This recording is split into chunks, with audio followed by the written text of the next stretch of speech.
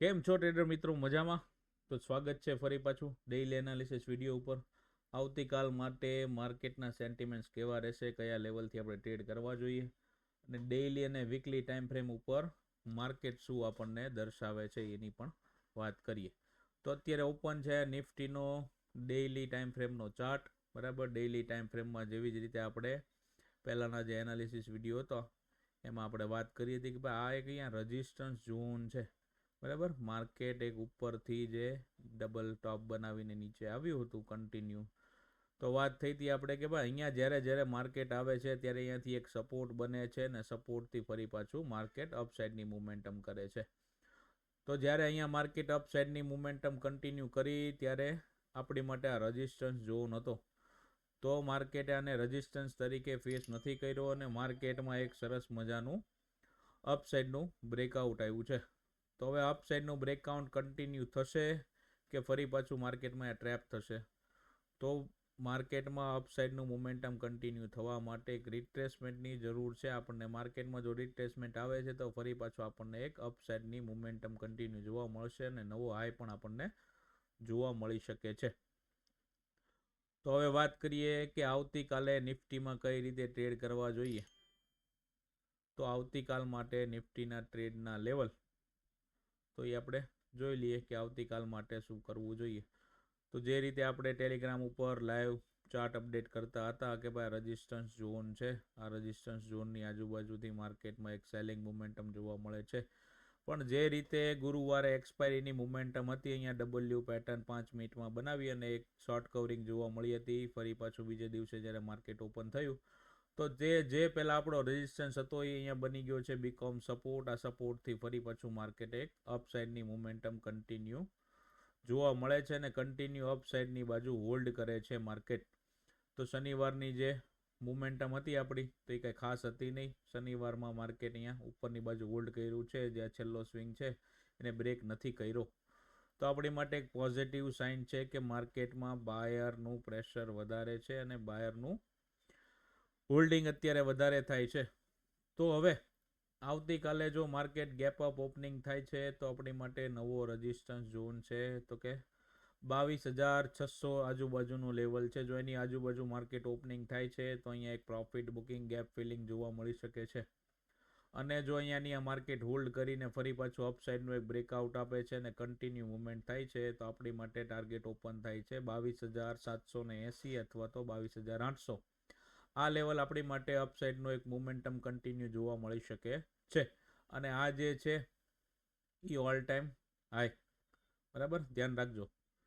હવે જો માર્કેટ અહીંયા ફ્લેટ ઓપનિંગ થાય છે આ રેન્જની વચ્ચે, તો આ રેન્જની વચ્ચે કોઈ ટ્રેડ બનતો નથી. ઉપર રેઝિસ્ટન્સ, નીચે સપોર્ટ. બરાબર, આ બેની વચ્ચે આપણે એક મોમેન્ટમ મળી શકે છે સ્કેલ્પિંગની. જો આ છેલ્લો સ્વિંગ છે એની નીચે માર્કેટ ઓપન થાય છે અથવા તો ગેપ ડાઉન માર્કેટ ઓપન થાય છે તો જે પહેલાં આપણી માટે સપોર્ટ હતો એ સપોર્ટ ફરી પાછો આપણને અહીંયા જોવા મળી શકે છે. અહીંયાથી બાયર ફરી પાછા આવી શકે છે. તો આ લેવલની વચ્ચે ફરી પાછું એક બાઇંગ જોવા મળી શકે છે અને પહેલો ટાર્ગેટ આપણી માટે ફરી પાછો 22,500નો જોવા મળે છે અને ફરી પાછું જો ઉપર જાય છે તો મુવમેન્ટ કન્ટિન્યુ જોવા મળી શકે છે. માર્કેટમાં નેગેટિવ સેન્ટિમેન્ટ્સ ક્યારે આવી શકે છે થોડા ઘણા? તો કે છેલ્લે જે આ સપોર્ટ હતો એ સપોર્ટને બ્રેક કરે છે અને નીચે મુવમેન્ટ જાય છે તો કન્ટિન્યુ આપણને એક ડાઉન સાઇડની મોમેન્ટમ જોવા મળી શકે છે. છેલ્લો સપોર્ટ આપણો બને છે હવે 22,100નો. તો નિફ્ટીમાં આ રીતે કામ કરવાનું છે. જો અહીંયા ઓપનિંગ થાય છે ફ્લેટ ઓપનિંગ તો વેઇટ કરવાનો છે અપ અથવા તો ડાઉન સાઇડ ક્યાં બ્રેક કરે છે એ જોવાનું છે. અને જો માર્કેટ ગેપ અપ ઓપનિંગ થાય છે 600 આજુબાજુ તો એક આપણને ગેપ ફિલિંગ જોવા મળી શકે છે. થોડું ઘણું પ્રોફિટ બુકિંગ પણ જોવા મળી શકે છે. ફરી પાછું એક માર્કેટ કન્ટિન્યુ મોમેન્ટમાં જોવા મળશે. તો હવે વાત કરીએ બેંક નિફ્ટી. તો bank Nifty daily time frame અને વીકલી ટાઈમ ફ્રેમ ઉપર શું કહેવા માંગે છે? તો આપણે જૂના જે એનાલિસિસ વિડીયો છે એમાં બધામાં આપણે વસ્તુ કવર કરી હતી કે માર્કેટ ક્યાં સપોર્ટ લઈ શકે છે. તો આ જે ટાઈમ ફ્રેમ ઉપરની જે ટાઈમ ફ્રેમ છે અને અહીંયા ટ્રેન્ડ લાઇન જે દોરી છે એ આ વીકલી ટાઈમ ફ્રેમ છે. તો આ વીકલી ટાઈમ ફ્રેમ ઉપર જો અહીંયા સપોર્ટ લઈને માર્કેટ કન્ટિન્યુ ફરી પાછું એક અપસાઇડની મોમેન્ટમ કન્ટિન્યુ જોવા મળતી હોય એવું છે. તો હવે વાત કરીએ આપણે ડેઇલી ટાઈમ ફ્રેમ ઉપર. તો ડેઇલી ટાઈમ ફ્રેમ ઉપર આપણને એક અહીંયા સપોર્ટ જોવા મળ્યો હતો, બરાબર, સપોર્ટ જોવા મળ્યો હતો. તો આ ડેઇલી ટાઈમ ફ્રેમ ઉપર આપણને જ્યારે અહીંયા સપોર્ટ જોવા મળ્યો હતો, તો અહીંયાથી જ્યારે માર્કેટ અહીંયા ટચ કરે છે તો અહીંયા એક સપોર્ટ બનાવતી જોવા મળે છે. ને આ જે સપોર્ટ છે હવે અહીંયા પહેલાં આપણી માટે શું હતું, અહીંયા તો કે રેઝિસ્ટન્સ ઝોન હતો. તો અત્યારે રેઝિસ્ટન્સ ઝોનની આજુબાજુ માર્કેટ અહીંયા હોલ્ડ કરે છે. જો માર્કેટમાં અહીંયા એક રિટ્રેસમેન્ટ કરીને માર્કેટ ઉપરની બાજુ જો ક્લોઝિંગ આપે છે તો ફરી પાછું આપણને કન્ટિન્યુ મોમેન્ટમ જોવા મળી શકે છે બેંક નિફ્ટીમાં. અત્યારે જોઈએ તો માર્કેટમાં પોઝિટિવ સેન્ટિમેન્ટ જોવા મળે છે. નિફ્ટીએ બ્રેકઆઉટ આપી દીધું છે. બેંક નિફ્ટીનું બ્રેકઆઉટ આપણને આવતા વીકમાં જોવા મળી શકે છે.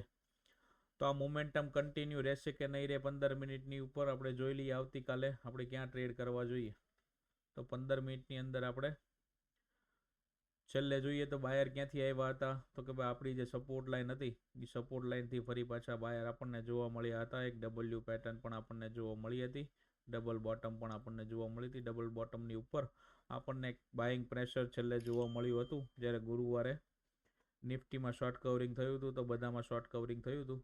તો ફરી પાછું બીજે દિવસે માર્કેટનું ઓપનિંગ થયું હતું ફ્લેટ, રિટ્રેસમેન્ટ થોડું ઘણું કર્યું, પ્રોફિટ બુકિંગ કરી અને માર્કેટ કન્ટિન્યુ હોલ્ડ કરે છે ઉપરની બાજુ. જો આ રેન્જની વચ્ચે માર્કેટ ઓપન થાય છે તો વેઇટ કરવાની છે. જે બાજુ બ્રેકઆઉટ અથવા તો બ્રેકડાઉન આપે છે એ બાજુ આપણો ટ્રેડ કન્ટિન્યુ જોવા મળી શકે છે. નીચેની બાજુ આપણી પાસે ઘણા બધા સપોર્ટ હવે છે અને ઉપરની બાજુ જોઈએ તો જો આ જે રેન્જ છે 48,200 થી 203ની, તો આ રેન્જની વચ્ચે જો માર્કેટ હોલ્ડ કરે છે અને અહીંયાથી ઉપરની સાઈડ બ્રેકઆઉટ આપે છે તો પહેલો આપણો ટાર્ગેટ બની શકે છે 400 થી 500નું લેવલ. અને જો 48,500ની ઉપર માર્કેટ હોલ્ડ કરે છે તો આપણી માટે એક સરસ મજાનો ટાર્ગેટ અહીંયા ઓપન થશે. જે પહેલો ટાર્ગેટ છે 49,000, બીજો છે 49,300 થી 400ની રેન્જ, ફરી પાછી આ રેન્જ અને ફરી પાછું ઓલ ટાઈમ હાઈ. આ વસ્તુ આપણને ઉપરની સાઈડ જોવા મળી શકે છે. માર્કેટના સેન્ટિમેન્ટ્સ નેગેટિવ ક્યારે થશે કે આ છેલ્લો જે સ્વિંગ છે 47,800થી લઈને 700નું જે લેવલ છે એની નીચે માર્કેટ અહીંયા હોલ્ડ કરીને બ્રેકડાઉન કરે છે તો આપણી પાસે એક નેગેટિવ સેન્ટિમેન્ટ ફરી પાછા જોવા મળશે. અહીંયા ફરી પાછો એકવાર સપોર્ટ બની શકે છે અને જો આ સપોર્ટની નીચે માર્કેટ જાય છે તો એક નેગેટિવ સેન્ટિમેન્ટ ફરી પાછા આપણને જોવા મળી શકે છે. તો ધ્યાન રાખવાનું છે, જો ગેપ અપ ઓપનિંગ થાય છે માર્કેટ તો અહીંયા હોલ્ડ કરવાનો છે. હોલ્ડ કર્યા પછી જો માર્કેટમાં ડાઉન અથવા તો અપસાઇડની મોમેન્ટમ કન્ટિન્યુ રહેશે એ આપણને અહીંયા પ્રાઇસ એક્શન કહી દેશે. જો ટેલિગ્રામમાં જોડાયેલા ન હો તો જોડાયેલા રહેજો, ત્યાં લાઈવ તમને ચાર્ટ અપડેટ અથવા તો લેવલ અપડેટ મળી જશે. તો ચાલો મિત્રો, મળીએ છીએ. વિડીયો ગમ્યો હોય તો લાઈક કરજો, શેર કરજો અને કોમેન્ટ જરૂરથી કરી દેજો. ચાલો મિત્રો, આવજો.